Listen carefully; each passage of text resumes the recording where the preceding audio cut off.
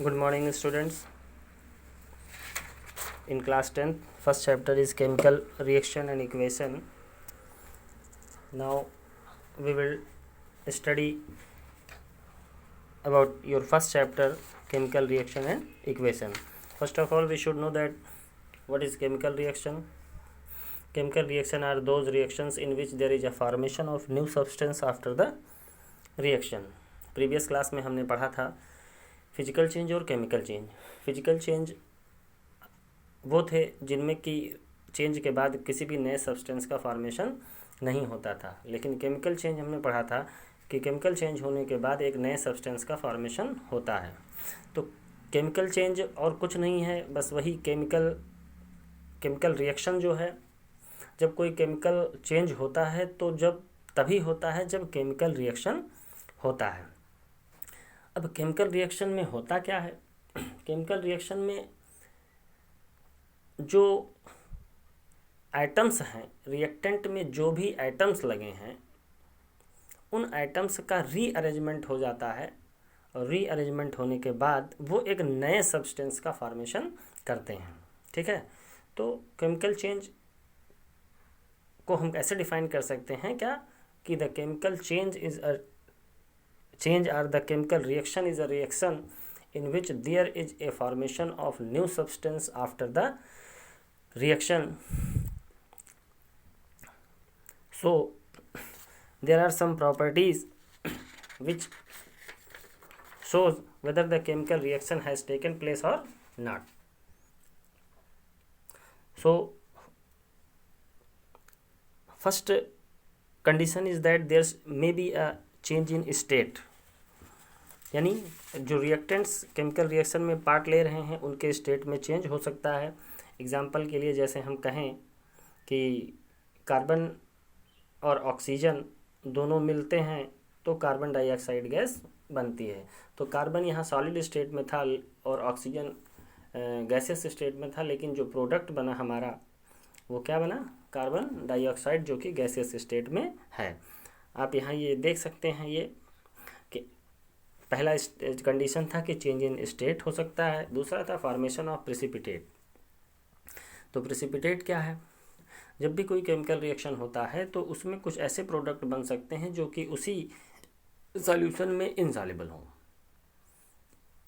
और जो insoluble substance होता है वो नीचे सेडिमेंट हो जाएगा और उसको हम जो है प्रेसिपिटेट कहते हैं. ठीक है, जैसे हम एग्जाम्पल के लिए लें कि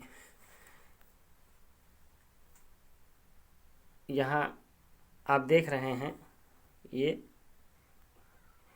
Ag2CO3 सिल्वर कार्बोनेट और हाइड्रोक्लोरिक एसिड जब रिएक्ट कर रहे हैं तो सिल्वर क्लोराइड वाइट प्रेसिपिटेट बन रहा है वाइट कलर का, और उसके साथ साथ वाटर और कार्बन डाइऑक्साइड गैस भी बन रही है.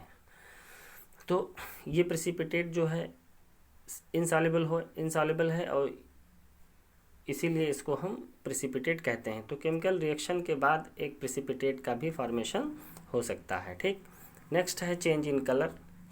तो कई केमिकल रिएक्शंस में after the reaction, before the reaction colour अलग होता है और जब चेंज हो जाता है तो कलर अलग हो जाता है. ठीक है, टेम्परेचर में चेंज हो सकता है. कुछ रिएक्शंस ऐसे होते हैं जिनको स्टार्ट करने के लिए हमको एनर्जी देनी पड़ती है, टेम्परेचर बढ़ाना पड़ता है.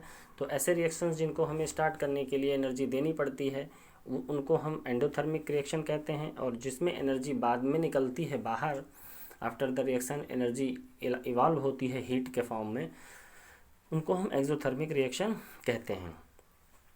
तो टेम्परेचर में भी चेंज हो सकता है.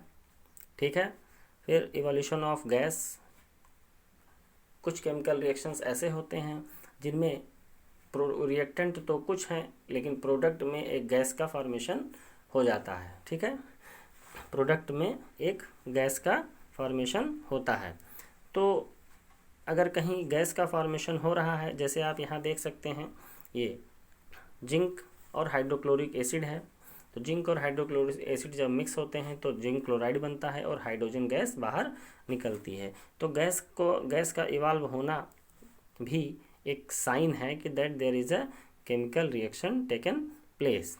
ठीक है, तो change in state, formation of precipitate यानी इनसॉल्युबल सब्सटेंस का बनना, कलर में चेंज होना रिएक्शन के बाद, चेंज इन टेम्परेचर, रिएक्शन के बाद टेम्परेचर बढ़ जाना या टेम्परेचर घट जाना। ठीक है, या किसी गैस का नई गैस का बनना, ये सब क्या करता है, ये सब शो करता है कि हाँ कहीं कोई केमिकल चेंज यहाँ पर हुआ है। अब हम बात करेंगे केमिकल इक्वेशंस की। तो केमिकल इक्वेशन क्या है? जब भी कोई केमिकल इक्वेशन कोई भी केमिकल चेंज होता है, आप यहाँ देख सकते हैं कि a chemical equation is a representation of chemical change in terms of symbol and formula of reactant and product. Chemical equation क्या है? एक केमिकल चेंज को रिप्रेजेंट करने का एक तरीका है जिसमें हम रिएक्टेंट और प्रोडक्ट को उनके सिंबल और उनके फार्मूला के बेस पर उनको हम शो करते हैं। ठीक है, तो जैसे यहाँ पे लिखा है कि मैग्नीशियम और ऑक्सीजन दोनों रिएक्ट करते हैं तो मैग्नीशियम ऑक्साइड बनता है। ठीक है, तो अब हम मैग्नीशियम की जगह पर इसका हम सिंबल ले लें और ऑक्सीजन की जगह पर हम ऑक्सीजन का सिंबल ले लें। ठीक है, तो मैग्नीशियम यहाँ आप देख सकते हैं कि मैग्नीशियम की जगह पर Mg और ऑक्सीजन की जगह पर हमने O2 ले लिया। तो रिएक्टेंट को भी और उधर जो प्रोडक्ट बन रहा है मैग्नीशियम ऑक्साइड, इसको भी हमने क्या, इसका फार्मूला लिखा है MgO। तो या आप इधर दूसरा भी देख सकते हैं कि जिंक की जगह पर हमने जिंक लिखा Zn और हाइड्रोक्लोरिक एसिड की जगह पर हाइड्रोक्लोरिक एसिड लिखा और ZnCl2 बना और हाइड्रोजन गैस। तो कहने का मतलब क्या है कि रिएक्टेंट को सिंबल और फार्मूलाज के रूप में लिखना है ना, इसको हम केमिकल इक्वेशन कहते हैं।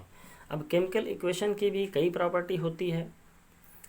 ठीक है, केमिकल इक्वेशन लिखने के कुछ रूल्स हैं। Chemical equation, balance chemical equation क्या है, इन सब सारी चीज़ों पर हम अगले वीडियो में कल बात करेंगे। Okay, thank you. Till then study your book.